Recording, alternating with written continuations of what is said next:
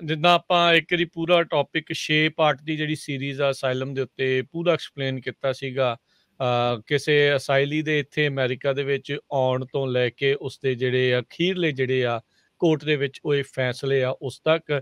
ਜੇ ਕਿਸੇ ਨੇ ਉਹ ਪੂਰੀ ਵਿਸਥਾਰ ਦੇ ਵਿੱਚ ਜਾਣਕਾਰੀ ਲੈਣੀ ਹੋਵੇ ਤਾਂ ਪੰਜਾਬੀ ਰੇਡੀਓ USA ਦੇ ਯੂਟਿਊਬ ਚੈਨਲ ਦੇ ਉੱਤੇ ਜਾ ਕੇ ਅਸਾਈਲਮ ਸੀਰੀਜ਼ ਦੇ ਨਾਲ ਜਿਹੜਾ ਆ ਉਹ ਤੁਸੀਂ ਸਰਚ ਕਰ ਲਿਓ। ਫਿਰ ਤੁਹਾਨੂੰ ਪੂਰੇ ਦੇ ਪੂਰੇ 6 ਪਾਰਟ ਦੀ ਸੀਰੀਜ਼ ਤੁਹਾਡੇ ਸਾਹਮਣੇ ਜਿਹੜੀ ਉਹ ਆ ਜਾਊਗੀ। ਪਰ ਜਿੱਦਾਂ ਕਿਉਂਕਿ ਕੁਛ ਨਾ ਕੁਛ ਇਸ ਦੇ ਵਿੱਚ ਅਪਡੇਟਸ ਹੁੰਦੀਆਂ ਰਹਿੰਦੀਆਂ ਆ, ਕੰਟਰੀ ਕੰਡੀਸ਼ਨਸ ਨੂੰ ਲੈ ਕੇ ਜਾਂ ਹੋਰ ਕਈ ਚੀਜ਼ਾਂ ਆ, ਉਹ ਸਾਰਾ ਕੁਛ ਹੁੰਦਾ ਰਹਿੰਦਾ ਆ। ਸੋ ਆਪਾਂ ਇੱਕ ਵਾਰੀ ਫੇਰ ਉਸ ਦੇ ਉੱਤੇ ਜਿਹੜੀ ਆ ਆਪਾਂ ਗੱਲਬਾਤ ਆ ਉਹ ਕਰਦੇ ਰਹਾਂਗੇ। ਤੇ ਅਟਾਰਨੀ ਟਿਰਗਿਆਨਾ ਜੀ, ਜੇ ਸ਼ੁਰੂਆਤ ਦੇ ਵਿੱਚ ਜਿਹੜਾ ਤੁਸੀਂ ਜੇ ਦੱਸੋ ਵੀ ਅਸਾਈਲਮ ਕੇਸਿਸ ਦੇ ਨਾਲ ਇਸ਼ੂਜ਼ ਹੁੰਦੇ ਕਿਉਂ ਆ 1980 ਤੋਂ ਲੈ ਕੇ ਹੁਣ ਤੱਕ? ਉਸ ਤੋਂ ਪਹਿਲਾਂ ਦੇ ਵੀ ਜਿਹੜੇ ਅਸਾਈਲਮ ਦੇ ਕੇਸਿਸ ਜਿਹੜੇ ਉਹ ਅਪਲਾਈ ਹੁੰਦੇ ਆ ਰਹੇ ਹੈਗੇ ਆ। ਕੀ ਅਜੇ ਵੀ ਕੋਈ ਬੇਸਿਸ ਕਲੀਅਰਲੀ ਐਸਟੈਬਲਿਸ਼ ਨਹੀਂ ਹੋ ਸਕਿਆ ਇਸ ਨੂੰ ਲੈ ਕੇ? ਕਈ ਕੇਸ ਰਿਜੈਕਟ ਹੋ ਜਾਂਦੇ ਆ, ਉਸੇ ਤਰੀਕੇ ਦਾ ਕੇਸ ਕਈ ਅਪਰੂਵ ਹੋ ਜਾਂਦਾ ਆ, ਸੇਮ ਫੈਕਟ ਪੈਟਰਨ ਇਸ਼ੂਜ਼ ਹੁੰਦੇ ਆ। ਸੋ ਕਈ ਕਈ ਚੀਜ਼ਾਂ ਜਿਹੜੀਆਂ ਆ ਜਾਂਦੀਆਂ, ਲੋਕੀ ਜਦੋਂ ਕੰਪੇਅਰ ਕਰਦੇ ਇੱਕ ਦੂਜੇ ਦੇ ਨਾਲ ਕੇਸਿਸ ਦੇ ਵਿੱਚ, ਇੱਕ ਨੂੰ ਉਸ ਦੇ ਹੱਕ 'ਚ ਤੇ ਦੂਜੇ ਨੂੰ ਉਸ ਦੇ ਅਗੇਂਸਟ ਫੈਸਲਾ ਕਿਉਂ ਆ ਜਾਂਦਾ ਆ? ਇਹ ਕੀ ਇਸ ਦੇ ਵਿੱਚ ਇਸ਼ੂਜ਼ ਹੁੰਦੇ ਆ? ਜੀ, ਸਭ ਤੋਂ ਪਹਿਲਾਂ ਤਾਂ ਇਹ ਹੈ ਜੀ ਕਿ ਜਿਹੜੇ ਸਿੱਖਾਂ ਦੇ ਕੇਸ ਹੈਗੇ ਆ ਉਹ ਕੁਆਲੀਫਾਈ ਕਰਦੇ ਆ ਅਸਾਈਲਮ ਦੇ ਲਈ, ਇਹਦੇ ਵਿੱਚ ਕੋਈ ਸ਼ੱਕ ਨਹੀਂ ਹੈਗਾ। ਤੇ more than actually one ground ਹੈ ਨਾ, ਰਿਲੀਜੀਅਸ ਓਪੀਨੀਅਨ ਆ ਗਿਆ, ਤੁਹਾਡਾ ਪੋਲੀਟੀਕਲ ਓਪੀਨੀਅਨ ਆ ਗਿਆ। ਸੋ ਐਸ ਸੱਚ ਜਿਹੜੇ ਸਿੱਖਾਂ ਦੇ ਕੇਸ ਹੈਗੇ ਆ ਉਹਨਾਂ ਦਾ ਮੁੱਦਾ ਹੈਗਾ ਉੱਥੇ, ਉਹ ਮੁੱਦਾ ਰਿਹਾ ਹੀ ਹੈ ਹੈ ਨਾ, 1980s 'ਚ ਰਿਹਾ ਤੇ ਅੱਗੇ ਵੀ ਚੱਲਦਾ ਹੀ ਰਹਿਣਾ ਉਹ ਮੁੱਦਾ।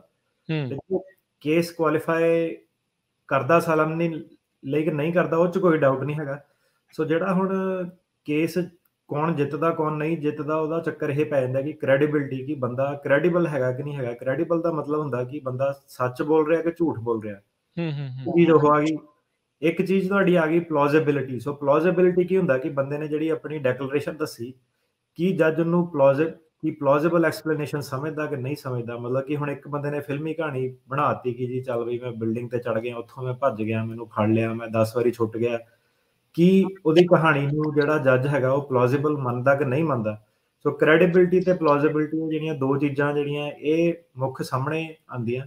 ਤੇ ਇਹਦੇ ਵਿੱਚ ਹੋਰ ਕਈ ਚੀਜ਼ਾਂ ਜੱਜ ਦੇਖਦਾ ਕਿ ਬੰਦੇ ਦਾ ਡਿਮੀਨਰ ਕੀ ਸੀਗਾ, ਕੋਰਟ 'ਚ ਕਿੱਦਾਂ ਬੈਠਦਾ, ਉਹਨੇ ਰੱਟਾ ਮਾਰਿਆ ਹੋਇਆ ਕਿ ਉਹ ਜਨਰਲੀ ਆਪਣੀ ਜਿਹੜੀ ਸਟੇਟਮੈਂਟ ਆ, ਜੇ ਤੋਂ ਸਵਾਲ ਪੁੱਛੇ ਜਾਣ ਉਹ ਦੱਸ ਸਕਦਾ ਕਿ ਨਹੀਂ ਦੱਸ ਸਕਦਾ। ਜੀ। ਕੀ ਜਿਹੜਾ ਬੰਦਾ ਉਹ ਰਿਸਪੌਂਸਿਵ ਹੈਗਾ ਕਿ ਜੱਜ ਨੇ ਉਹਨੂੰ ਜਿਹੜਾ ਸਵਾਲ ਪੁੱਛਿਆ ਜਾਂ ਸਰਕਾਰੀ ਵਕੀਲ ਨੇ ਜਿਹੜਾ ਸਵਾਲ ਪੁੱਛਿਆ, ਕਿ ਉਹਦਾ ਸਵਾਲ ਦਾ ਜਵਾਬ, ਉਹ ਸਵਾਲ ਨੂੰ ਸਮਝਦਾ ਕਿ ਇਹ ਸਵਾਲ ਆ ਤੇ ਇਹ ਜਵਾਬ ਦੇਣਾ, ਕਿ ਉਹਨੂੰ ਉਹ ਗੋਲਮੋਲ ਕਰਕੇ ਵਧਾ ਚੜਾ ਕੇ ਉਹਨੂੰ ਆਨਸਰ ਦੇਣ ਤੋਂ ਕੰਨੀ ਕਤਰਾ ਰਿਹਾ ਕਿ ਨਹੀਂ ਕਤਰਾ ਰਿਹਾ, ਹਨਾ। ਸੋ ਉਹਨੂੰ ਕਹਿੰਦੇ ਕ੍ਰੈਡੀਬਿਲਿਟੀ ਤੇ ਪਲੋਜ਼ੇਬਿਲਿਟੀ, ਇਹ ਦੋ ਚੀਜ਼ਾਂ ਜਿਹੜੀਆਂ ਹੈਗੀਆਂ ਆਪਣੇ ਜਿਹੜੇ ਪੰਜਾਬੀ ਅਸਾਈਲਮ ਕੇਸ ਆ ਉਹਦੇ ਵਿੱਚ ਇਹ ਮੇਨ ਆ। ਤੇ ਹੁਣ ਜੱਜਾਂ ਦਾ ਆਪਾਂ ਪਰਸਪੈਕਟਿਵ ਸਮਝੀਏ ਤੇ ਜੱਜ ਸਿਰਫ ਉਹਨਾਂ ਨੇ ਕੋਈ ਪੰਜਾਬੀਆਂ ਦੇ ਕੇਸ ਨਹੀਂ ਕਰਨੇ। ਤੇ ਇਨਫੈਕਟ ਕਿੰਨੀ ਸਾਰੀਆਂ ਕੰਟਰੀਜ਼ ਆ, ਕਿੰਨੀਆਂ ਪ੍ਰੋਬਲਮਸ ਆ। ਇੱਕ ਕੰਟਰੀ ਦੇ ਵਿੱਚ ਇੰਨੀਆਂ ਪ੍ਰੋਬਲਮਸ ਹੋ ਸਕਦੀਆਂ ਕਿ ਤੁਹਾਨੂੰ ਖੁਦ ਨੂੰ ਨਹੀਂ ਪਤਾ ਹੋਊਗਾ ਕਿ ਇੰਡੀਆ 'ਚ ਕਿੱਦਾਂ ਦੇ ਅਸਾਈਲਮ ਦੇ ਕੇਸ ਜਿਹੜੇ ਆ ਉਹ ਆਉਂਦੇ ਆ। ਜੀ। ਮਲਟੀਪਲ ਕੰਟਰੀਜ਼ ਆ, ਮਲਟੀਪਲ ਕਲੇਮ ਆ। ਤੇ ਕਾਫੀ ਵਾਰੀ ਕੀ ਹੁੰਦਾ ਕਿ ਜਿਹੜੇ ਹੁਣ ਆਪਣੇ ਸਿੱਖਾਂ ਦੇ ਜਿਹੜੇ ਕਹਿ ਲਓ ਅਸਾਈਲਮ ਦੇ ਕਲੇਮ ਆ, ਉਹਨੂੰ ਸਹੀ ਤਰੀਕੇ ਨਾਲ ਉਹਦੇ ਉੱਤੇ ਫੋਕਸ ਨਹੀਂ ਕੀਤਾ ਜਾਂਦਾ। ਜਨਤਾ ਵੀ ਜਿਹੜੀ ਕਈ ਆਉਂਦੀ ਆ, ਬੜੀ ਕਾਫੀ ਯੰਗ ਜਨਤਾ, ਇੱਕ ਜਿਹੜੀ ਪੁਰਾਣੀ ਆਡੀਅנס ਆਈ, ਪਹਿਲਾਂ ਜਿਹੜੀ ਆਡੀਅנס ਸੀਗੀ, ਹੁਣ 2010 ਤੋਂ ਮੈਂ ਇਹ ਕੰਮ ਕਰ ਰਿਹਾ। ਕਈਆਂ ਨੂੰ ਹਿਸਟਰੀ ਦੇ ਬਾਰੇ ਜ਼ਿਆਦਾ ਪਤਾ ਸੀਗਾ, ਕਲਚਰ ਬਾਰੇ ਜ਼ਿਆਦਾ ਪਤਾ ਸੀਗਾ ਕਿਉਂ ਪਾਰਟੀਆਂ ਬਣੀਆਂ, ਪੋਲਿਟਿਕਸ ਕੀ ਆ, ਇੰਡੀਆ ਦਾ ਪੋਲੀਟੀਕਲ ਸਿਨੈਰੀਓ ਕੀ ਹੈਗਾ। ਕਈ ਜਿਹੜੀ ਨਵੀਂ ਜਨਰੇਸ਼ਨ ਹੈਗੀ ਆ ਉਹ ਇੰਨਾ ਧਿਆਨ ਨਹੀਂ ਦੇਣਾ ਚਾਹੁੰਦੀ, ਪੋਲਿਟਿਕਸ ਬਾਰੇ ਇੰਨੀ ਅੰਡਰਸਟੈਂਡਿੰਗ ਨਹੀਂ ਰੱਖਦੀ। ਪੋਲੀਟੀਕਲ ਲੈਂਡਸਕੇਪ ਕੀ ਆ, ਪਹਿਲਾਂ ਕੀ ਹੋਇਆ, ਹਿਸਟਰੀ ਸਾਡੀ ਕੀ ਆ, 1980 'ਚ ਕੀ ਹੋਇਆ, ਪਾਰਟੀਆਂ ਬਣੀਆਂ ਕਿਉਂ, ਕਿੰਨੇ ਬਣਾਈਆਂ ਇਹ ਪਾਰਟੀਆਂ, ਕਿਉਂ ਸਕਸੈਸਫੁਲ ਹੋਈਆਂ ਸੀ ਪਹਿਲਾਂ, ਕਿਉਂ ਹੁਣ ਸਕਸੈਸਫੁਲ ਨਹੀਂ ਹੋਈਆਂ। ਸੋ ਕਈ ਵਾਰੀ ਲੋਕਾਂ ਨੂੰ ਆਪ ਕਹਿ ਲਓ ਲੈਕ ਆਫ ਨੌਲੇਜ ਆ ਕਿ ਆ ਕੇ ਉਹਨਾਂ ਨੇ ਕਿਹਾ ਕਿ ਕੰਮ ਹੀ ਕਰੀ ਗਏ, ਹਨਾ। ਤੇ ਉੱਤੋਂ ਫਿਰ ਤੁਸੀਂ ਲਾ ਲਓ ਕਿ ਸਟਾਫਿੰਗ ਦੀ ਸ਼ਾਰਟੇਜ, ਜਿੱਦਾਂ ਸਾਰੇ ਕਿੱਤਿਆਂ 'ਚ ਰੈਸਟੋਰੈਂਟ ਵਾਲਿਆਂ ਨੂੰ, ਟਰੱਕ ਵਾਲਿਆਂ ਨੂੰ, ਸਾਰਿਆਂ ਨੂੰ ਸ਼ਾਰਟੇਜ ਹੈ, ਇੱਦਾਂ ਹੀ ਵਕੀਲਾਂ ਨੂੰ ਵੀ ਸ਼ਾਰਟੇਜ ਹੁੰਦੀ ਹੈ। ਸੋ ਚੰਗੇ ਪੈਰਾਲੀਗਲ ਮਿਲਣਾ, ਚੰਗਾ ਲਾਇਰ, ਚੰਗਾ ਸਟਾਫ ਮਿਲਣਾ, ਉਹ ਕਈ ਵਾਰੀ ਨਹੀਂ ਮਿਲਦੇ ਤੁਹਾਨੂੰ। ਜਿਹੜੇ ਫਿਰ ਉਹ ਹੈਗੇ ਆ, ਕਈ ਵਾਰੀ ਉਹਨਾਂ ਨੇ ਕਾਹਲੀ ਦੇ ਵਿੱਚ ਜਿਹੜੀ ਉਹ ਡੈਕਲੇਰੇਸ਼ਨ ਲੋਕਾਂ ਦੀਆਂ ਲਿਖਦੇ ਆ, ਉਹ ਡਿਟੇਲ ਨਹੀਂ ਹੁੰਦੀਆਂ, ਉਹਦੇ ਵਿੱਚ ਮਿਸਟੇਕਸ ਹੁੰਦੀਆਂ ਜਾਂ ਕੁਆਲਿਟੀ ਨਹੀਂ ਹੁੰਦੀ, ਕਿ ਉਹਨੂੰ ਤੁਸੀਂ ਪੜ੍ਹੀ ਜਾਓ ਐਵੇਂ ਲੱਗਦਾ ਕਿ ਪਤਾ ਨਹੀਂ ਕੀ ਫਜ਼ੂਲ ਲਿਖਿਆ ਹੋਇਆ। ਤੇ ਜਿਹੜਾ ਕਲਾਇੰਟ ਹੁੰਦਾ ਉਹਨੂੰ ਇੰਗਲਿਸ਼ ਪੜ੍ਹਨੀ ਨਹੀਂ ਆਉਂਦੀ ਜਾਂ ਸਮਝ ਨਹੀਂ ਸਕਦਾ, ਜਾਂ ਉਹਨੂੰ ਪਤਾ ਨਹੀਂ ਕਿ ਐਕਚੁਅਲ ਜੱਜ ਨੂੰ ਚਾਹੀਦਾ ਕੀ ਆ, ਸੋ ਉਹ ਦੇਖਦਾ ਕਿ ਵਰਕੇ ਭਰੇ ਹੋਏ ਇਹਨਾਂ ਨੇ 3-4, ਜੋ ਲਿਖਿਆ ਹੋਣਾ ਠੀਕ ਹੀ ਲਿਖਿਆ ਹੋਣਾ, ਤੇ ਬਾਕੀਆਂ ਦਾ ਵੀ ਇਦਾਂ ਹੀ ਲਿਖਿਆ ਤੇ ਮੇਰਾ ਵੀ ਸਹੀ ਲਿਖਿਆ ਹੋਣਾ, ਤੇ ਬਾਕੀ ਫਿਰ ਤਰੀਕ 'ਚ ਦੇਖਦੇ ਆ ਕੀ ਹੋਊਗਾ। ਇਹਦੇ ਨਾਲ ਲਾਅ ਦੀਆਂ ਚੇਂਜਸ ਕਾਫੀ ਜ਼ਿਆਦਾ ਹੁੰਦੀਆਂ, ਜਿੱਦਾਂ ਆਪਾਂ ਦੇਖਿਆ ਕਿ ਨਿਊਯਾਰਕ ਵਾਲਾ ਕੇਸ ਡਿਸਕਸ ਕੀਤਾ ਸੀਗਾ ਕਿ ਰੀਲੋਕੇਸ਼ਨ ਦਾ ਮੁੱਦਾ ਸੀਗਾ। ਉਹਨੇ ਕਿਹਾ ਕਿ ਜਿਹੜੀਆਂ ਪਾਰਟੀ ਦੇ ਵਰਕਰ ਹੈਗੇ ਆ ਉਹਨੂੰ ਆਪਾਂ ਸਰਕਾਰ ਨਹੀਂ ਗਿਣ ਸਕਦੇ। ਸੋ ਫਿਰ ਕਈ ਵਕੀਲ ਆ ਕੇ ਉਹਨਾਂ ਨੇ ਉਹੀ ਚੇਪੇ ਜੇ ਮਾਰੀ ਜਾਣੇ ਪੁਰਾਣੇ ਵਾਲੇ ਕਿ ਇਦਾਂ ਸੀਗਾ। ਉਹਨਾਂ ਨੇ ਨਵਾਂ ਜਿਹੜਾ ਲਾਅ ਬਣਿਆ, ਕਿਹੜੇ ਸਰਕਟ 'ਚ ਕਿੱਦਾਂ ਦਾ ਲਾਅ ਆਇਆ, ਉਹਨੂੰ ਉਹਨਾਂ ਨੇ ਐਡਰੈਸ ਨਹੀਂ ਕਰਨਾ। ਸੋ ਖੜੇ ਪੈਰ ਫਿਰ ਜਦੋਂ ਬੰਦਾ ਜਾਂਦਾ ਤੇ ਲਾਅ ਜਿਹੜੇ ਹਿਸਾਬ ਦਾ ਚੱਲਦਾ ਹੁੰਦਾ, ਕਈ ਵਾਰੀ ਕੋਰਟ ਸਿੱਧਾ ਹੀ ਕਹਿ ਦਿੰਦਾ ਕਿ ਨਹੀਂ, ਤੁਹਾਡਾ ਰੀਲੋਕੇਸ਼ਨ ਦਾ ਮੁੱਦਾ ਹੈਗਾ, ਜਾਂ ਤੁਹਾਡੇ ਕੇਸ ਦੇ ਵਿੱਚ ਸਟੇਟ ਐਕਟਰ ਗਵਰਨਮੈਂਟ ਇਨਵੋਲਵਡ ਹੈਗੀ ਕਿ ਨਹੀਂ ਹੈਗੀ, ਇਹ ਤੁਸੀਂ ਸਾਬਤ ਨਹੀਂ ਕਰ ਪਾਏ। ਸੋ ਜਿਹੜੇ ਤੁਹਾਡੇ ਲਾਇਰ ਬਰੀਫਸ ਵਗੈਰਾ ਬਣਾਉਂਦੇ, ਪ੍ਰੀ ਹੀਅਰਿੰਗ ਬਰੀਫ ਜਿਹਨੂੰ ਕਹਿੰਦੇ ਆ, ਅਸਾਈਲਮ ਕੇਸ ਦੇ ਨਾਲ ਲੱਗਦਾ, ਉਹ ਪ੍ਰੀ ਹੀਅਰਿੰਗ ਬਰੀਫ ਦੇ ਵਿੱਚ ਉਹ ਜਿਹੜੇ ਮੁੱਦੇ ਆ ਬਰੀਫ ਨਹੀਂ ਕੀਤੇ ਹੁੰਦੇ। ਕਈ ਲਾਇਰ ਮੈਂ ਇਦਾਂ ਦੇ ਦੇਖੇ ਕਿ ਪ੍ਰੀ ਹੀਅਰਿੰਗ ਬਰੀਫ ਬਣਾਉਂਦੇ ਨਹੀਂ ਹੈਗੇ, ਉਹ ਕਹਿੰਦੇ ਸਿੱਧਾ ਹੀ ਨਹੀਂ, ਆਪਾਂ ਤਾਂ ਬਣਾਇਆ ਨਹੀਂ, ਪਤਾ ਹੀ ਨਹੀਂ ਉਹਨਾਂ ਨੂੰ ਕੀ ਹੁੰਦਾ ਹੈਗਾ। ਕਈ ਦਾ ਪ੍ਰੀ ਹੀਅਰਿੰਗ ਬਰੀਫ ਇਦਾਂ ਦਾ, ਉਹਨਾਂ ਦੇ 10 ਸਾਲ ਪਹਿਲੇ ਕੇਸ ਚੱਕ ਲਓ ਤੁਸੀਂ, ਉਹੀ ਪ੍ਰੀ ਹੀਅਰਿੰਗ ਬਰੀਫ ਉਹਨਾਂ ਦਾ ਪਹਿਲਾਂ ਲੱਗਾ ਸੀਗਾ, ਉਹੀ ਪ੍ਰੀ ਹੀਅਰਿੰਗ ਬਰੀਫ ਉਹਨਾਂ ਦਾ ਹੁਣ 2 ਸਾਲ ਪਹਿਲਾਂ ਉਹਨਾਂ ਦੀ ਕੰਟਰੀ ਕੰਡੀਸ਼ਨ ਦਾ ਪੈਕੇਟ ਫੜੋ, 2 ਸਾਲ ਪਹਿਲਾਂ ਵੀ ਉਹੀ ਸੀਗਾ, ਹੁਣ ਵੀ ਉਹੀ ਹੈ। ਕਿ ਹੁਣ ਜਿਹੜਾ 2020 ਦੇ ਵਿੱਚ 21 ਦੇ ਵਿੱਚ ਇੰਨਾ ਕੁਝ ਕੀਤਾ, ਇੰਨੇ ਲੋਕੀ ਮਰੇ, 800 ਬੰਦੇ ਮਰੇ, ਉਹ ਜਿਹੜੀਆਂ ਕੰਟਰੀ ਕੰਡੀਸ਼ਨ ਹੈਗੀਆਂ ਕਿ ਸਰਕਾਰ ਹੁਣ ਕਿਸ ਹਿਸਾਬ ਨਾਲ ਟਾਈਟ ਕਰ ਰਹੀ ਆ, ਕਿਸ ਹਿਸਾਬ ਨਾਲ ਟਾਰਗੇਟ ਕਰਦੀ ਆ ਲੋਕਾਂ ਨੂੰ, ਉਹ ਜਿਹੜੇ ਤੁਹਾਡੇ ਕੰਟਰੀ ਕੰਡੀਸ਼ਨ ਜਿਹੜੇ ਡਾਕੂਮੈਂਟ ਆ, ਉਹ ਮੇਰੇ ਹਿਸਾਬ ਨਾਲ ਉਹ ਸਾਲ ਪੁਰਾਣੇ ਨਹੀਂ ਹੋਣੇ ਚਾਹੀਦੇ, 2 ਸਾਲ ਪੁਰਾਣੇ ਨਹੀਂ ਹੋਣੇ ਚਾਹੀਦੇ, ਮਹੀਨੇ ਪੁਰਾਣੇ ਨਹੀਂ ਹੋਣੇ ਚਾਹੀਦੇ। ਉਹ ਈਵਨ ਜਿਹੜੇ ਪਿਛਲੇ ਹਫ਼ਤੇ ਖਬਰਾਂ ਕੀ ਹੋਈਆਂ, ਜੇ ਯੂਪੀ ਦੇ ਵਿੱਚ 4 ਬੰਦਿਆਂ ਨੂੰ ਬੀਜੇਪੀ ਵਾਲਿਆਂ ਨੇ ਗੱਡੀ ਥੱਲੇ ਧੱਕ ਕੇ ਮਾਰਿਆ, ਤਾਂ ਉਹ ਜਿਹੜਾ ਕੰਟਰੀ ਕੰਡੀਸ਼ਨ ਹੈਗਾ, ਉਹ ਤੁਹਾਡੇ ਕੰਟਰੀ ਕੰਡੀਸ਼ਨ ਜਿਹੜੇ ਡਾਕੂਮੈਂਟਸ ਦੇ ਵਿੱਚ ਹੋਣਾ ਚਾਹੀਦਾ। ਮਤਲਬ ਕਿ ਜਿਹੜੇ ਲਾਇਰਸ ਆ ਉਹਨਾਂ ਨੂੰ ਜਿਹੜੀ ਆਪਣੀ ਗੇਮ ਹੈ ਉਹ ਵੀ ਨਾਲ ਇਵੋਲਵ ਕਰਨੀ ਪੈਣੀ ਹੈ, ਕਿ ਇਹ ਨਹੀਂ ਸਿਰਫ ਕਿ ਆ ਗਏ ਆਫਿਸ ਤੇ ਘੋਟਾ ਲਵਾਤਾ ਤੇ ਉਹਨਾਂ ਗੱਲ ਬਣ ਜਾਣੀ ਹੈ।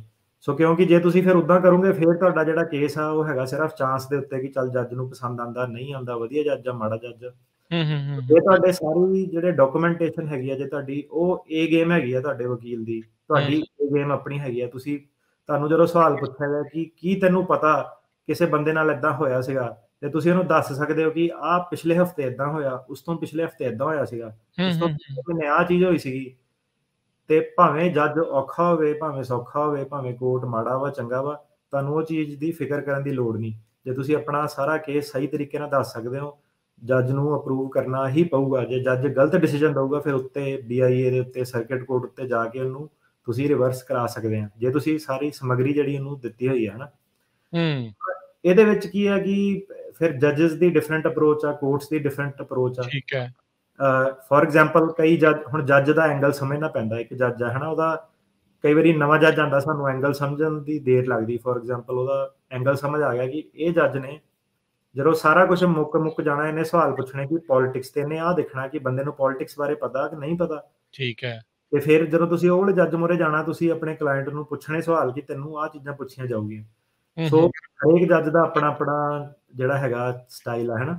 ਜਿਹੜੇ ਅੱਗੇ ਸਰਕਾਰੀ ਵਕੀਲ ਆਉਂਦੇ ਆ, TA ਕਹਿੰਦੇ ਉਹਨੂੰ, ਟ੍ਰਾਇਲ ਅਟਰਨੀ।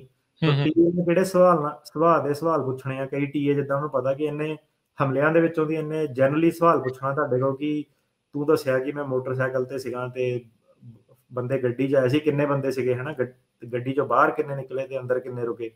ਸੋ ਕਈ ਜਿਹੜੇ TA ਉਹਨਾਂ ਨੇ ਪੁੱਛਣੇ ਤੁਹਾਡੇ ਕੋਲ ਸਵਾਲ ਇਦਾਂ ਦੇ ਕਿ ਚੈੱਕ ਕਰੀਏ ਕਿ ਬੰਦਾ ਸਹੀ ਬੋਲਦਾ ਕਿ ਨਹੀਂ ਬੋਲਦਾ। ਤੇ ਕਈ ਜਿਹੜੇ ਹੈਗੇ ਜੱਜ ਵਗੈਰਾ, ਉਹ ਤੁਹਾਡੇ ਜ਼ਿਆਦਾ ਥੋੜੀ ਡੂੰਘਾਈ 'ਚ ਚੱਲ ਜੂਗੇ ਕਿ ਮੁੱਦਾ ਹੈ ਕੀ ਹੈ, ਕਿ ਤੁਸੀਂ ਖਾਲਿਸਤਾਨ ਦੀ ਮੰਗ ਕਰਦੇ ਆ, ਕਿਉਂ ਤੁਹਾਨੂੰ ਖਾਲਿਸਤਾਨ ਚਾਹੀਦਾ। ਤੇ ਜਿਹੜਾ ਕਈ ਵਾਰੀ ਜਿਹੜਾ ਬੰਦਾ ਹੁੰਦਾ, ਉਹ ਕਿਉਂ ਵਾਲਾ ਜਿਹੜਾ ਸਵਾਲ ਆ ਉਹਨੂੰ ਨਹੀਂ ਆਨਸਰ ਕਰ ਪਾਉਂਦਾ ਕਿ ਕਿਉਂ ਤੁਹਾਨੂੰ ਚਾਹੀਦਾ ਹੈਗਾ, ਜਾਂ ਪਾਰਟੀ ਦੀਆਂ ਤੁਹਾਡੀ ਪਾਰਟੀ ਇਸ ਚੀਜ਼ ਦੀ ਕਿਉਂ ਮੰਗ ਕਰਦੀ ਹੈ, ਹਨਾ। ਸੋ ਜਿਹੜੇ ਪੋਲਿਟਿਕਸ ਹੈ ਇਹਦੀ, ਤੁਹਾਨੂੰ ਇਹ ਸਾਰੀ ਜਿਹੜੀ ਪਤਾ ਹੋਣੀ ਚਾਹੀਦੀ ਆ। ਫਿਰ ਦੂਜੀ ਇਹ ਹੈ ਕਿ ਤੁਹਾਨੂੰ ਪਤਾ ਹੋਣੀ ਹੋਰ ਚੀਜ਼ ਆ, ਦੂਜੀ ਗੱਲ ਹੈਗੀ ਕਿ ਉਹਨੂੰ ਕਮਿਊਨੀਕੇਟ ਕਰਨਾ ਜੱਜ ਨੂੰ, ਵਕੀਲ ਨੂੰ। ਸੋ ਉਹ ਜਿਹੜਾ ਕਮਿਊਨੀਕੇਸ਼ਨ ਵਾਲਾ ਪਾਰਟ ਹੈਗਾ, ਤੁਹਾਨੂੰ ਇਹ ਨਹੀਂ ਪਤਾ ਕਿ ਟਰਾਂਸਲੇਟਰ ਕਿੱਦਾਂ ਦਾ ਮਿਲਣਾ, ਤੁਸੀਂ ਉਹਨੂੰ ਗੱਲ ਦੱਸਣੀ, ਉਹਨੇ ਤੁਹਾਡੀ ਅੱਗੋਂ 70% ਦੱਸਣੀ, ਜੱਜ ਨੂੰ ਅੱਗੋਂ 50% ਸਮਝ ਆਣੀ। ਸੋ ਜਿਹੜੀ ਇੱਕ ਪੁਆਇੰਟ ਆਪਣਾ ਕਮਿਊਨੀਕੇਟ ਕਰਨਾ, ਤੇ ਤੁਸੀਂ ਵੀ ਥੋੜੇ ਨਰਵਸ ਹੁੰਦੇ ਹੋ ਕਈ ਵਾਰੀ, ਤੁਹਾਨੂੰ ਆਪਣੇ ਦਿਮਾਗ 'ਚ ਲੱਗਦਾ ਕਿ ਮੈਂ ਕਹਿ ਦਿੱਤਾ, ਪਰ ਉਹਦੀ ਟਰਾਂਸਲੇਸ਼ਨ ਜਦੋਂ ਹੋ ਕੇ ਨਿਕਲਦੀ ਆ ਤਾਂ ਤੁਸੀਂ ਗੱਲ ਪੂਰੀ ਕਹੀ ਨਹੀਂ ਹੁੰਦੀ।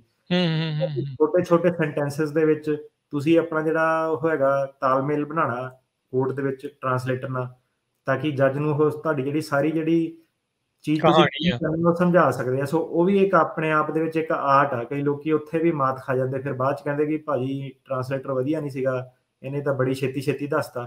ਸੋ ਉਹ ਚੀਜ਼ ਵੀ ਤੁਹਾਨੂੰ ਜਿਹੜੀ ਹੈ ਸਮਝਣੀ ਪੈਣੀ ਹੈ। ਦੁਨੀਆ ਏਦਾਂ ਹੀ ਚੱਲਦੀ ਹੈ, ਜੇ ਵਧੀਆ ਟਰਾਂਸਲੇਟਰ ਮਿਲ ਗਿਆ ਤੁਹਾਡੀ ਕਿਸਮਤ, ਮਾੜਾ ਮਿਲ ਗਿਆ ਤੁਹਾਡੀ ਕਿਸਮਤ। ਜੀ, ਜੀ। ਸੋ ਜਿੱਦਾਂ ਤੁਸੀਂ ਅਟਾਰਨੀ ਟਿਡਕਿਆਣਾ ਜੀ ਕਹਿੰਦੇ ਸੀਗੇ ਵੀ ਕੀ ਕਹਿ ਰਹੇ ਹੋ ਉੱਥੇ ਕ੍ਰੈਡੀਬਿਲਿਟੀ, ਪਲੋਜ਼ੀਬਿਲਿਟੀ ਜਦੋਂ ਪਹਿਲੀ ਵਾਰੀ ਦੱਸਦੇ ਆ, ਮੈਂ ਆਪਣਾ ਐਕਸਪੀਰੀਅੰਸ ਤੁਹਾਨੂੰ ਦੱਸਦਾ, ਜਦੋਂ ਮੈਂ ਰੀਸੈਂਟਲੀ ਵਾਪਸ ਆਇਆ ਸੀ ਇਮੀਗ੍ਰੇਸ਼ਨ ਦੇ ਉੱਤੇ, ਇੱਕ ਸਟੂਡੈਂਟ ਵੀਜ਼ਾ ਹੋਲਡਰ ਮੁੰਡਾ ਜਿਹੜਾ ਆ ਉਸ ਨੂੰ ਪੁੱਛਿਆ ਜਾ ਰਿਹਾ ਸੀਗਾ। ਉਸ ਨੂੰ ਪੁੱਛ ਰਹੇ ਸੀਗੇ ਵੀ ਭਾਈ ਵੀ ਤੂੰ ਜਿਹੜਾ ਆ ਇੱਥੇ ਆਹ ਵਾਲੀ ਯੂਨੀਵਰਸਿਟੀ 'ਚ ਕੀ ਕਰਨ ਆਇਆ, ਕਿਹੜਾ ਤੇਰਾ ਕੋਰਸ ਆ। ਦੇਖੋ, ਜਾਂ ਇੱਧਰ ਉਹ ਡਰਿਆ ਸੀਗਾ, ਜਾਂ ਉਹਨੂੰ ਪਤਾ ਨਹੀਂ ਲੱਗ ਰਿਹਾ ਸੀ, ਜਾਂ ਉਹਨੂੰ ਇੰਗਲਿਸ਼ ਨਹੀਂ ਪੂਰੀ ਚੰਗੀ ਤਰ੍ਹਾਂ ਸਮਝ ਆ ਰਹੀ ਸੀ। ਉਹ ਕਹਿੰਦਾ America is the best place for study. ਹੁਣ ਜਦੋਂ ਤੁਸੀਂ ਇਦਾਂ ਦੇ ਸਵਾਲ ਦਾ ਜਵਾਬ ਤੁਸੀਂ ਇਦਾਂ ਦਾ ਦਓਗੇ, 2-4 ਵਾਰੀ ਉਹਨੇ ਪੁੱਛਿਆ, ਉਹ ਪੁੱਛ ਰਿਹਾ ਸੀ ਉਹਨੂੰ ਵੀ ਤੇਰਾ ਕਿਹੜਾ ਕੋਰਸ ਆ, ਮੈਨੂੰ ਦਿਖਾ। ਉਹਨੂੰ ਸਮਝ ਨਹੀਂ ਸੀ ਆ ਰਹੀ। ਸੋ ਚਾਹੇ ਉਹ ਘਬਰਾਇਆ ਹੋਵੇ, ਚਾਹੇ ਉਹ ਉਸ ਤਰੀਕੇ ਦੇ ਨਾਲ ਹੋਵੇ, ਤੁਹਾਡੇ ਜਿਹੜੇ ਪਹਿਲਾ ਜਿਹੜਾ ਕਹਿ ਲਓ ਵੀ ਇੰਪ੍ਰੈਸ਼ਨ ਆ, ਜੇ ਹੁਣ ਇਦਾਂ ਦਾ ਪਊਗਾ, ਤੇ ਹੁਣ ਗਾਂ ਜਿਹੜਾ ਇੰਟਰਵਿਊ ਲੈਣ ਵਾਲਾ ਆ, ਉਹਨੇ ਵੀ ਫਿਰ ਦੇਖਣਾ ਯਾਰ ਇਹਨੂੰ ਕੁਛ ਪਤਾ ਵੀ ਆ ਕਿ ਨਹੀਂ।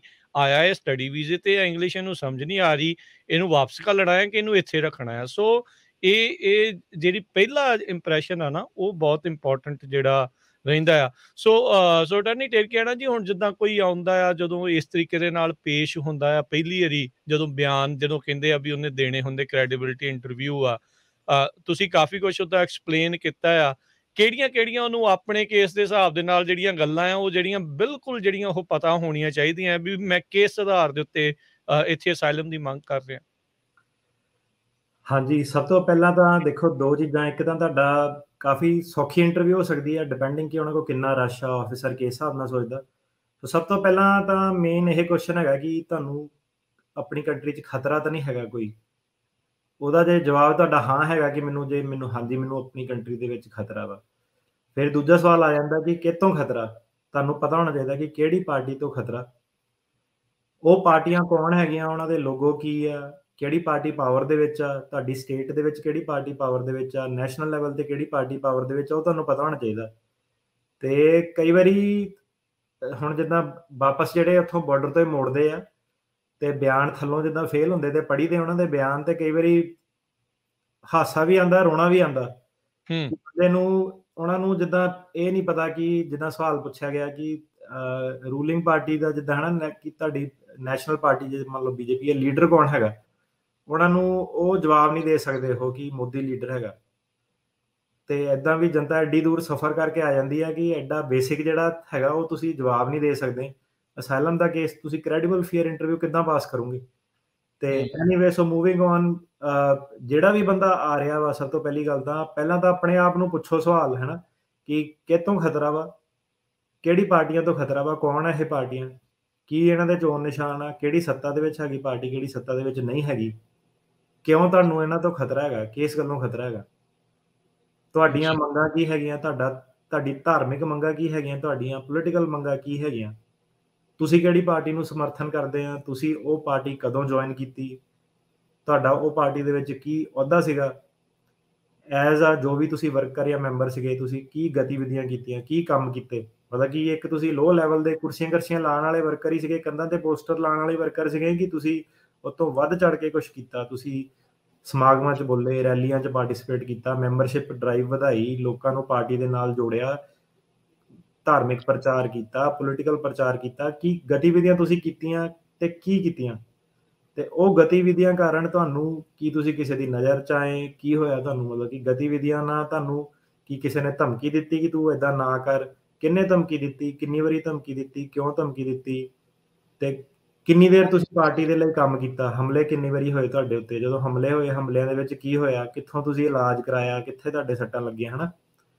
ਤੇ ਮੁੱਖ ਦੀ ਗੱਲ ਉਹਦੀ ਤੁਹਾਡੀ ਇਹ ਹੈ ਕਿ ਉਹਨਾਂ ਨੇ ਇਹ ਦੇਖਣਾ ਕਿ ਇਹਨੂੰ ਪੋਲੀਟੀਕਲ ਜਾਂ ਰਿਲੀਜੀਅਸ ਗਤੀਵਿਧੀਆਂ ਦੇ ਕਰਕੇ ਇਹਨੂੰ ਆਪਣੀ ਕੰਟਰੀ ਦੇ ਵਿੱਚ ਖਤਰਾ, ਇਹ ਵਾਪਸ ਨਹੀਂ ਜਾ ਸਕਦਾ। ਤੇ ਉਹਨਾਂ ਨੇ ਇਹ ਦੇਖਣਾ ਕਿ ਪੁਰਾਣਾ ਇਹਦੇ ਨਾਲ ਕੁਛ ਹੋਇਆ ਕਿ ਨਹੀਂ ਹੋਇਆ, ਹੈ ਨਾ? ਤੇ ਉਹਦੇ ਵਿੱਚ ਉਹ ਸਵਾਲ ਜਵਾਬ ਤੁਹਾਡੇ ਕੋਲ ਕਈ ਵਾਰੀ 1-2 ਵਾਰੀ ਪੁੱਛ ਲੈਂਦੇ ਨੇ। ਜੇ ਤੁਹਾਨੂੰ ਉਹਨਾਂ ਨੇ ਉਲਝਾ ਲਿਆ ਤੇ ਤੁਸੀਂ ਕੁਛ ਆਪ ਹੀ ਗਲਤ ਕਹਿ ਤਾ ਇੱਕ ਜਗ੍ਹਾ, ਹੁਣ ਤੁਸੀਂ ਏਦਾਂ ਨਹੀਂ ਜਵਾਬ ਦੇਣਾ ਕਿ 7 ਤੋਂ 10 ਬੰਦੇ ਸੀਗੇ। ਸੋ ਉਹਨੇ ਕਹਿਣਾ ਕਿ 7 ਸੀਗੇ ਕਿ 10 ਸੀਗੇ, ਹੈ ਨਾ? 7 ਤੋਂ 10 ਦਾ ਕੀ ਮਤਲਬ? ਹੂੰ। ਕਿ 7 ਕਿਉਂ ਕਹਿ ਰਹੇ ਆ, 10 ਕਿਉਂ ਕਹਿ ਰਹੇ ਆ, ਹੈ ਨਾ? ਤੇ ਜੇ ਹੂੰ। ਤੁਸੀਂ ਏਦਾਂ ਦਾ ਜਵਾਬ ਦਿੱਤਾ, ਤੁਹਾਨੂੰ ਉਹਦਾ ਜਵਾਬ ਆਨਸਰ ਦੇਣ ਲਈ ਤਿਆਰ ਹੋਣਾ ਚਾਹੀਦਾ ਕਿ ਆਹੋ ਉੱਥੇ ਰਸ਼ ਬਹੁਤ ਸੀ ਜਾਂ ਜਿੱਦਾਂ ਵੀ ਸੀਗਾ, ਕਿ ਮੈਨੂੰ ਆਪਣੇ ਅੰਦਾਜ਼ੇ ਨਾਲ ਮੈਂ ਕੈਲਕੂਲੇਟ, ਸੋ ਜਿੰਨਾ ਤੁਸੀਂ ਸਪੈਸੀਫਿਕ ਹੋ ਸਕਦੇ ਆ ਕਿ ਕਿਹੜੀ ਤਰੀਕ ਕਿੰਨੇ ਬੰਦੇ ਸੀਗੇ, ਉਹਨਾਂ ਤੁਹਾਡੇ ਲਈ ਬੈਟਰ ਆ। ਜੀ। ਸੋ ਹੁਣ ਤੁਸੀਂ ਇਸ ਤੋਂ ਪਹਿਲਾਂ ਦੱਸ ਰਹੇ ਸੀਗੇ ਕਮਿਊਨੀਕੇਸ਼ਨ ਦੀ ਗੱਲ ਵੀ ਔਫਨ ਮਿਸਅੰਡਰਸਟੂਡ ਹੋ ਜਾਂਦਾ, ਵੀ ਮਿਸਕਮਿਊਨੀਕੇਸ਼ਨ ਜਿਹੜੀ ਉਹ ਹੋ ਜਾਂਦੀ ਆ। ਸੋ ਇਹ ਚੀਜ਼ਾਂ ਕਮਿਊਨੀਕੇਸ਼ਨ ਦੇ ਵਿੱਚ ਆ ਜਾਂਦੀਆਂ ਵੀ ਸਰਕਾਰ ਨੂੰ ਜਿਹੜਾ ਉਹ ਜਾਂ ਜੱਜ ਨੂੰ ਜਿਹੜਾ ਉਹ ਦੱਸ ਨਹੀਂ ਪਾਉਂਦੇ। ਹੁਣ ਜਦੋਂ ਕੋਈ ਅਸਾਈਲਮ ਐਪਲੀਕੈਂਟ ਜਦੋਂ ਤੁਹਾਡੇ ਕੋਲ ਆਉਂਦਾ ਆ, ਤੁਹਾਡੀਆਂ ਕੀ ਐਕਸਪੈਕਟੇਸ਼ਨਸ ਜਿਹੜੀਆਂ ਹੁੰਦੀਆਂ ਆ ਵੀ ਕੀ ਤੁਸੀਂ ਇਨਸ਼ੋਰ ਕਰਨਾ ਚਾਹੁੰਦੇ ਆ ਵੀ ਉਹਨੂੰ ਸਟੇਟਮੈਂਟ ਦੇ ਬਾਰੇ ਜਿਹੜੀ ਡੈਕਲੇਰੇਸ਼ਨ ਜਿਹੜੀ ਜਾਂ ਕੀਤੀ ਆ, ਜੋ ਵੀ ਉਹਨੇ ਆਖਿਆ ਆ ਵੀ ਉਸ ਦੇ ਬਾਰੇ ਉਹਨੂੰ ਕੀ ਪਤਾ ਹੋ? ਜੀ, ਸਭ ਤੋਂ ਪਹਿਲਾਂ ਤਾਂ ਉਹ ਨਾ ਕਿ ਜਿਹੜਾ ਉਹ ਬੰਦਾ ਆ ਕੇ ਕਿ ਦੇਖੋ ਜੀ ਵਕੀਲ ਤੇ ਡਾਕਟਰ ਕੋਲ ਕੋਈ ਗੱਲ ਲੁਕਾਉਣੀ ਨਹੀਂ ਚਾਹੀਦੀ। ਉਹ ਮੈਂ ਡਨ ਆ ਉਹ ਬੰਦਿਆਂ ਨਾਲ। ਉਹ ਬੰਦੇ ਨਾ ਮੇਰੇ ਦਫ਼ਤਰ 'ਚ ਆਓ, ਜੇ ਵਕੀਲ ਤੇ ਡਾਕਟਰ ਕੋਲ ਗੱਲ ਲੁਕਾਉਣੀ ਨਹੀਂ ਚਾਹੀਦੀ, ਮੇਰਾ ਕੋਈ ਕੇਸ ਨਹੀਂ ਹੈਗਾ। ਮੈਂ ਤੁਹਾਡਾ ਕੇਸ ਤਾਂ ਹੀ ਕਰੂੰਗਾ ਜੇ ਤੁਸੀਂ ਮੇਰੇ ਆਫਿਸ ਆ ਕੇ ਮੈਨੂੰ ਦੱਸ ਸਕਦੇ ਆ ਕਿ ਮੇਰਾ ਕੇਸ ਹੈਗਾ ਕਿ ਨਹੀਂ ਹੈਗਾ। ਸੋ ਸਿੱਧੇ-ਸਿੱਧੇ ਸਵਾਲ ਆ, ਜਿੱਦਾਂ ਤੁਹਾਡੇ ਕੋਲ ਉਹਨਾਂ ਨੇ ਸਵਾਲ ਪੁੱਛਣੇ ਆ, ਉੱਦਾਂ ਹੀ ਮੈਂ ਪੁੱਛਣੇ ਆ ਕਿ ਕਿਹੜੀ ਪਾਰਟੀ ਨੂੰ ਬਿਲੋਂਗ ਕਰਦੇ ਆ, ਕੀ ਖਤਰਾ, ਕਿੰਨੀ ਵਾਰੀ ਤੁਹਾਡੇ ਕੋਲ ਹਮਲਾ ਹੋਇਆ। ਜੇ ਤੁਸੀਂ ਉਹ ਜਵਾਬ ਨਹੀਂ ਦੇ ਸਕਦੇ, ਤਾਂ ਮੈਂ ਤੁਹਾਡਾ ਕੇਸ ਨਹੀਂ ਲੈ ਸਕਦਾ। ਇਹਨੂੰ ਤੁਸੀਂ ਲਿਖ ਕੇ ਲੈ ਕੇ ਆਓ, ਭਾਵੇਂ ਆ ਕੇ ਮੇਰੇ ਦਫ਼ਤਰ ਮੈਨੂੰ ਆ ਕੇ ਦੱਸੋ। ਤੇ ਤੁਹਾਡੇ ਤੇ ਬਰਡਨ ਪੈਂਦਾ ਕਿ ਤੁਸੀਂ ਦੱਸਣਾ ਕਿ ਤੁਹਾਡਾ ਕੇਸ ਕੀ ਹੈਗਾ। ਜਿਹੜਾ ਮੇਰਾ ਰੋਲ ਹੈਗਾ, ਉਹ ਹੈਗਾ ਐਜ਼ ਅ ਲਾਇਰ ਉਹਨੂੰ ਪ੍ਰੈਜ਼ੈਂਟ ਕਰਨ ਦਾ।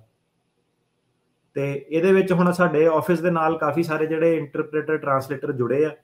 ਜੇ ਤੁਹਾਨੂੰ ਲਿਖਣ ਦੇ ਵਿੱਚ ਕੋਈ ਪ੍ਰੋਬਲਮ ਆ, ਬੰਦਾ ਕੋਈ ਪੜ੍ਹਿਆ ਨਹੀਂ, ਕੋਈ ਦੱਸ ਨਹੀਂ ਸਕਦਾ, ਲਿਖ ਨਹੀਂ ਸਕਦਾ, ਕਮਿਊਨੀਕੇਟ ਨਹੀਂ ਕਰ ਸਕਦਾ, ਤੁਸੀਂ ਸਾਡੇ ਕੋਲ ਨੰਬਰ ਲੈ ਲਓ, ਆਪਾਂ ਤੁਹਾਨੂੰ ਨੰਬਰ ਦੱਸ ਦਿੰਦੇ ਹਾਂ। ਜਿਹੜੇ ਬੰਦੇ ਤੁਹਾਡੀ ਸੁਣ ਕੇ ਗੱਲ, ਤੁਹਾਡੀ ਪੰਜਾਬੀ ਦੇ ਵਿੱਚ ਸੁਣ ਕੇ ਤੇ ਇੰਗਲਿਸ਼ ਦੇ ਵਿੱਚ ਲਿਖ ਕੇ ਤੁਹਾਨੂੰ ਦੇ ਦਿਓਗੇ, ਹੈ ਨਾ। ਤੇ ਮੁੱਖ ਦੀ ਗੱਲ ਇਹਦੇ ਵਿੱਚ ਇਹ ਹੈ ਕਿ ਕਮਿਊਨੀਕੇਸ਼ਨ ਦਾ ਜਿਹੜਾ ਤੁਸੀਂ ਇਹ ਸਮਝਣਾ ਕਿ ਜਿਹੜਾ ਲਾਇਰ ਦਾ ਇੱਥੇ ਰੋਲ ਕੀ ਹੈਗਾ। ਲਾਇਰ ਦਾ ਰੋਲ ਇਹ ਨਹੀਂ ਹੈਗਾ ਕਿ ਆ ਕੇ ਤੁਸੀਂ ਕਹਿਣਾ ਕਿ ਮੇਰੀ ਕਹਾਣੀ ਬਣਾ ਦਿਓ, ਆਪੀ ਝੂਠੀ ਲਿਖ ਦਿੱਤੀ। ਲਾਇਰ ਕੋਈ ਵੀ, ਮੈਂ ਆ ਭਾਵੇਂ ਕੋਈ ਵੀ ਆ, ਆਪਾਂ ਇਹ ਕੰਮ ਨਹੀਂ ਕਰ ਸਕਦੇ। ਜੇ ਆਪਾਂ ਇਹ ਕੰਮ ਕਰਾਂਗੇ ਸਾਨੂੰ ਜੇਲ੍ਹ ਹੋ ਜਾਊਗੀ, ਹੈ ਨਾ।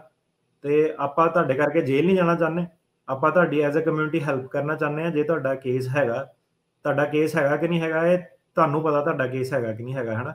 ਸੋ ਜਿਹੜੀਆਂ ਆਹ ਗੱਲਾਂ ਕਿ ਡਾਕਟਰ ਤੇ ਵਕੀਲ ਕੋਲ ਕੁਛ ਲੁਕਾਉਣਾ ਨਹੀਂ ਚਾਹੀਦਾ, ਮੇਰਾ ਤਾਂ ਕੋਈ ਕੇਸ ਨਹੀਂ, ਮੇਰਾ ਤਾਂ ਕੇਸ ਨਕਲੀ ਆ, ਉਹ ਸਭ ਕਲਾਇੰਟਾਂ ਲਈ ਸਾਡੇ ਕੋਲ ਕੋਈ ਟਾਈਮ ਨਹੀਂ ਹੈਗਾ। ਤੇ ਆਓ ਪਹਿਲਾਂ ਆ ਕੇ ਆਪਣਾ ਕੇਸ ਦੱਸੋ, ਸਾਨੂੰ ਸਮਝਾਓ। ਜੇ ਉਹਦੇ ਵਿੱਚ ਤੁਹਾਡਾ ਕੇਸ ਹੈਗਾ ਕਿ ਬੇਸ ਤੁਸੀਂ ਦੱਸਦੇ ਹੋ, ਲਿਖਦੇ ਹੋ, ਤੇ ਉਸ ਤੋਂ ਬਾਅਦ ਫਿਰ ਸਾਡਾ ਕੰਮ ਸ਼ੁਰੂ ਹੁੰਦਾ। ਜਿਹੜਾ ਸਾਡਾ ਕੰਮ ਐਜ਼ ਅ ਲਾਇਰ ਕੀ ਕੰਮ ਹੁੰਦਾ ਕਿ ਜਦੋਂ ਮੰਨ ਲਓ ਕੋਈ ਆ ਗਿਆ, ਕਿਸੇ ਲੇਡੀ ਨੇ ਆਪਣਾ ਦੱਸਿਆ ਕਿ ਮੇਰਾ ਡੋਮੈਸਟਿਕ ਵਾਇਲੈਂਸ ਮੇਰੇ ਨਾਲ ਇਦਾਂ ਹੋਈ, ਆਹ ਚੀਜ਼ ਆ। ਹੁਣ ਮੈਨੂੰ ਪਤਾ ਕਿ ਇਹਨਾਂ ਡੋਮੈਸਟਿਕ ਵਾਇਲੈਂਸ ਹੋਈ ਆ, ਪਰ ਇਹਨੂੰ ਇਹ ਨਹੀਂ ਪਤਾ ਕਿ ਡੋਮੈਸਟਿਕ ਵਾਇਲੈਂਸ ਦਾ ਕੇਸ ਆ, ਇਹਦੇ ਇਨਗਰੀਡੀਐਂਟ ਕੀ ਆ ਜਾਂ ਕਿੱਦਾਂ ਇਹ ਚੱਲਣਾ। ਤਾਂ ਮੇਰਾ ਕੰਮ ਇਹ ਹੁੰਦਾ ਕਿ ਫਿਰ ਜਿਹੜੀ ਉਹਨੇ ਬੇਸਿਕ, ਮੰਨ ਲਓ ਉਹਨੇ ਮੈਨੂੰ ਇੱਕ ਪੈਰਾਗ੍ਰਾਫ ਲਿਖ ਕੇ ਦੇ ਦਿੱਤਾ ਕਿ ਮੇਰੇ ਘਰ ਵਾਲੇ ਨੇ ਮੈਨੂੰ ਕੁੱਟਿਆ ਸੀਗਾ, ਹੈ ਨਾ। ਸੋ ਉਹਦੇ ਵਿੱਚੋਂ ਫਿਰ ਮੈਂ ਅੱਗੇ ਸਵਾਲ ਜਵਾਬ ਪੁੱਛੂੰਗਾ ਕਿ ਕੀ, ਕਿੱਦਾਂ, ਤੇਰਾ ਜਨਮ ਕਿੱਥੇ ਹੋਇਆ, ਤੂੰ ਪੜ੍ਹੀ ਕਿੰਨੀਆਂ ਜਮਾਤਾਂ, ਹੈ ਨਾ। ਤੇ ਵਿਆਹ ਕਿੱਦਾਂ ਸੀਗਾ, ਅਰੇਂਜ ਮੈਰਿਜ ਸੀਗੀ ਕਿ ਆ ਨਹੀਂ ਸੀਗੀ, ਕੰਮ ਦਾ ਕਿੱਦਾਂ ਸੀਗਾ, ਘਰ ਦੇ ਕੰਮ ਕੌਣ ਕਰਦਾ ਸੀਗਾ ਜ਼ਿਆਦਾ, ਤੂੰ ਕਰਦੀ ਸੀਗੀ, ਘਰ ਵਾਲਾ ਕਰਾਉਂਦਾ ਸੀਗਾ ਤੇਰੇ ਤੋਂ, ਹੋਰ ਕਿੰਨੇ ਜਣਿਆਂ ਦੀ ਸੇਵਾ ਕਰਨੀ ਪੈਂਦੀ ਸੀਗੀ। ਸੋ ਜਿਹੜਾ ਸਾਡਾ ਕੰਮ ਇਹੀ ਹੈ ਕਿ ਪੁੱਛ ਕੇ ਸਵਾਲ ਜਵਾਬ, ਉਹਨੂੰ ਜਿਹੜੀ ਤੁਹਾਡੀ ਡੈਕਲੇਰੇਸ਼ਨ ਆ ਉਹਨੂੰ ਵੱਡਾ ਕਰਨਾ, ਤਾਂ ਕਿ ਜਿਹੜਾ ਕੋਰਟ ਆ ਉਹਨੂੰ ਐਗਜ਼ੈਕਟ ਸਿਚੁਏਸ਼ਨ ਸਮਝਾ ਸਕੀਏ ਕਿ ਡੋਮੈਸਟਿਕ ਵਾਇਲੈਂਸ ਜੇ ਇਹ ਕਹਿੰਦੀ ਆ ਤਾਂ ਇਹਨਾਂ ਹੋਇਆ ਕੀ ਹੈਗਾ, ਕਿ ਅੱਗੇ ਪਿੱਛੇ ਦੀਆਂ, ਹੈ ਨਾ, ਕਿ ਸਾਰੀਆਂ ਜਿਹੜੀਆਂ ਡਿਟੇਲਸ ਆ ਉਹ ਕਵਰ ਕਰਨੀਆਂ। ਸੋ ਮੁੱਖ ਦੀ ਗੱਲ ਇਹ ਹੈ ਕਿ ਜਦੋਂ ਜੇ ਤੁਸੀਂ ਸਾਨੂੰ ਕੁਝ ਦਿੰਦੇ ਆ, ਉਹਦੇ ਵਿੱਚ ਆਪਾਂ ਸਵਾਲ ਜਵਾਬ ਪਾ ਕੇ ਉਹਨੂੰ ਫਿਰ ਹੋਰ ਐਕਸਪੈਂਡ ਕਰ ਲਈਦਾ। ਫਿਰ ਉਹਨੂੰ 2-4 ਦਿਨਾਂ ਬਾਅਦ ਫਿਰ ਦੁਬਾਰਾ ਸਵਾਲ ਜਵਾਬ ਉਹਦੇ ਵਿੱਚ ਪਾ ਕੇ ਹੋਰ ਜ਼ਿਆਦਾ ਉਹਨੂੰ ਐਕਸਪੈਂਡ ਕਰ ਲਈਦਾ। ਸੋ ਇਦਾਂ ਕਰਕੇ ਜਿਹੜਾ ਤੁਹਾਡਾ ਕੇਸ ਆ ਉਹ ਤਿਆਰ ਹੁੰਦਾ। ਸੋ ਇਦਾਂ ਨਹੀਂ ਕਿ ਸਿੱਧੇ ਵਕੀਲ ਕੋਲ ਚਲ ਗਏ, ਉਹਨੇ ਪੈਕੇਜ ਬਣਾ ਕੇ ਤੁਹਾਨੂੰ ਲਾਤਾ, ਕੁਛ ਕੇਸ ਇਦਾਂ ਹੋ ਗਿਆ, ਇਦਾਂ ਨਹੀਂ ਹੋ ਸਕਦਾ। ਸੋ ਜੇ ਕੋਈ ਇਦਾਂ ਕਰਦੇ ਆ ਤੇ ਭਾਈ ਉਹ ਤੋਂ ਬਚ ਕੇ ਰਹੋ। ਉਹਨੇ ਆਪਣਾ ਤਾਂ ਜਿਹੜਾ ਆ ਸਰਟੀਫਿਕੇਟ ਆ ਉਹ ਖਤਰੇ 'ਚ ਪਾਉਣਾ, ਤੇ ਨਾਲ ਤੁਹਾਡੇ ਕੇਸ ਨੂੰ ਵੀ ਜਿਹੜਾ ਆ ਉਹ ਕੰਮ ਜਿਹੜਾ ਉਹ ਖਰਾਬ ਕਰੂਗਾ।